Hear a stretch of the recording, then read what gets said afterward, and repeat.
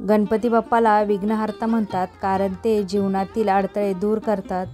कोणत्याही शुभ कार्याची सुरुवात गणपती बाप्पाच्या पूजनाने केली जाते, कारण ते ज्ञान, बुद्धी आणि समृद्धीचे प्रतीक आहेत आणि कोणत्याही कामात येणारे संकटे दूर करतात. अशा गणपती बाप्पाचे आज मी काही खास उपाय तुमच्यासोबत शेअर करणार आहे, तर व्हिडिओ शेवटपर्यंत नक्की बघा. हॅलो, नमस्कार, श्री स्वामी समर्थ. मी रेश्मा तुम्हा सगळ्यांचं रेश्माच्या दुनियादारीमध्ये पुन्हा एकदा स्वागत करते. जर मुलं आपलं ऐकत नसतील, अभ्यास करत नसतील, तर आपण गणपती बाप्पाला 21 दुर्वा नक्की व्हायला पाहिजेत. दुर्वाची प्रत्येक काडी गणपती बाप्पाला वाहताना ओम गण गणपते नमः हा मंत्र म्हणत आपल्याला गणपती बाप्पाला दुर्वा व्हायचे आहेत.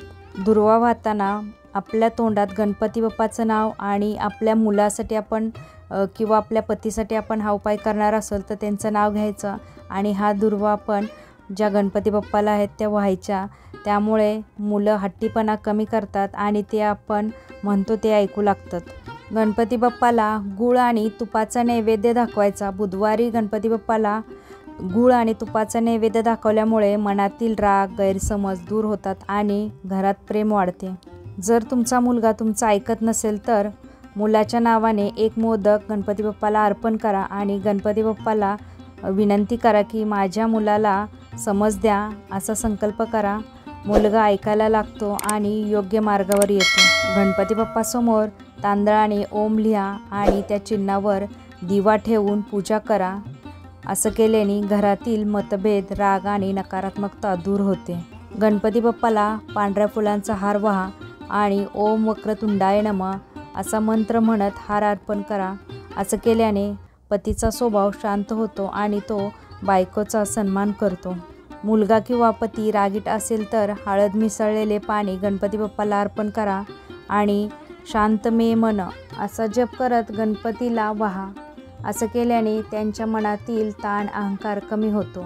गणपती बाप्पाला साखरेचा नैवेद्य ठेवा आणि ओम सिद्धिविनायकाय नमः असं म्हणत साखरेचा नैवेद्य गणपतीला अर्पण करा.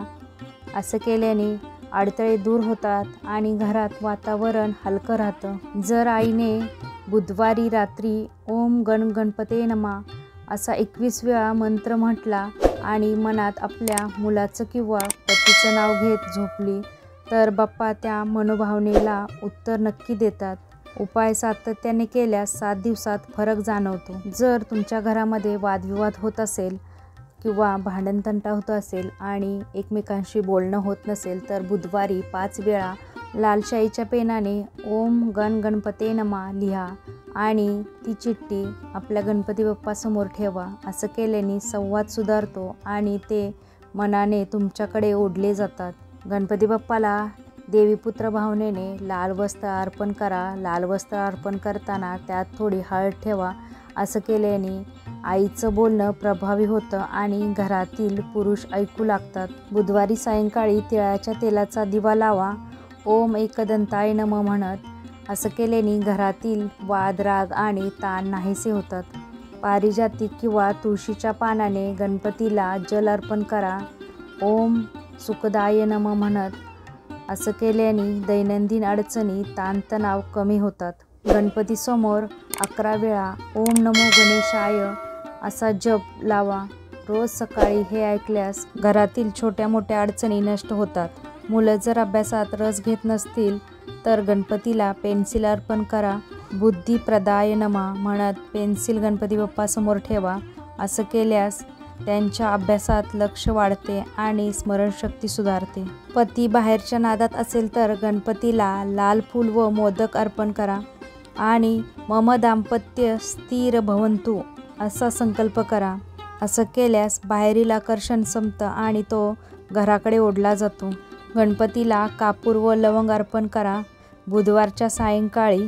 असं केल्यास नकारात्मक शक्ती, वाईट नजर आणि तणाव नष्ट होतो. नोकरीमध्ये स्थिरता आणि पदोन्नतीसाठी बुधवारी सकाळी बाप्पाच्या समोर पिवळं फूल ठेवा आणि म्हणा ओम विघ्ननाशकाय नमः असं 11 वेळा म्हणा. असं केल्यास अडलेली नोकरी मिळते आणि अधिकारी प्रसन्न राहतात आणि प्रमोशनची संधी मिळते. आरोग्य सुधारण्यासाठी बाप्पाला दुर्वा आणि हळदीचा लेप अर्पण करा. असं केल्याने शरीरातील रोगप्रतिकारक शक्ती वाढते आणि आजार लवकर दूर होतात. घरात शांतता राखण्यासाठी घरच्या मुख्य दरवाजाजवळ छोटा गणपतीचा फोटो ठेवा. प्रत्येक बुधवारी दिवा लावून पूजा करा. असं केल्यास वाद, गैरसमज आणि राग नाहीसा होतो. घरात शांतता आणि सौख्य नांदते. धनलाभ आणि आकर्षक वाढीसाठी बाप्पाच्या समोर एक तांब्याचं नाणं ठेवा आणि म्हणा, ओम गण गणपते नमः, श्री धनदेही मे नमः. असं केल्यास हळूहळू धनाचा प्रभाव वाढतो आणि अनपेक्षित लाभ मिळतो. कर्जमुक्तीसाठी खास बुधवारी करायचा उपाय: एक नारळावर लाल दोरा गुंडाळा आणि बाप्पाच्या समोर ठेवा आणि ओम ऋणमुक्ताय नमः असं 11 वेळा म्हणा. असं केल्याने जुने कर्ज हळूहळू कमी होते व आर्थिक ताण कमी होतो. स्वतःचं घर होण्यासाठी बुधवारी बाप्पाला एक वीट अर्पण करा. त्यावर हळद कुंकू लावा आणि म्हणा, ओम गणपते ग्रहसिद्धी देही नमः. असं केल्यास स्थिर घरप्राप्तीचा योग येतो आणि ग्रहसुख मिळते. व्यवसाय वृद्धीसाठी बाप्पाला गुळ आणि चणे अर्पण करा आणि ओम लन लन लन गणपते नमः असं म्हणा. असं केल्यास ग्राहक वाढतात, कामात अडथळे नाहीसे होतात. अडलेले पैसे परत मिळवण्यासाठी बाप्पाच्या समोर 5 रुपये ठेवा आणि म्हणा, ओम गण गणपते धनप्राप्ते नमः. काही दिवसांनी त्या रुपयाचा गोडधोड काही चॉकलेट गोळ्या घेऊन लहान मुलांना वाटा.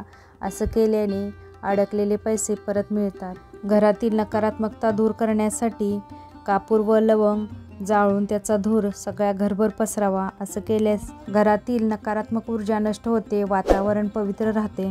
भाग्य जागृत करण्यासाठी बाप्पाला पिवळं फूल आणि गूळ अर्पण करा. असं केल्यास स्थिरता, धनलाभ आणि शुभ बातम्या मिळतात. पैसा हातात येतो पण टिकत नाही. बाप्पाच्या समोर बसून मुठभर तांदूळ घेऊन त्यावर पितळेचं किंवा तांब्याचं नाणं ठेवा आणि म्हणा, ओम गणपते धनधैर्य देही नमः. असं केल्यास अनावश्यक खर्च थांबतो आणि पैसा घरात टिकतो. व्यसनमुक्तीसाठी शक्तिशाली उपाय आईने करायचा किंवा पत्नीने करायचा. पतीसाठी बुधवारी सकाळी एक नारळ घ्या, त्यावर हळद कुंकू लावा. मुलग्याच्या किंवा आपल्या पतीच्या नावाने म्हणा, ओम गण गणपते व्यसनमुक्ताय नमः आणि तो नारळ पिंपळाच्या झाडाखाली ठेवून या.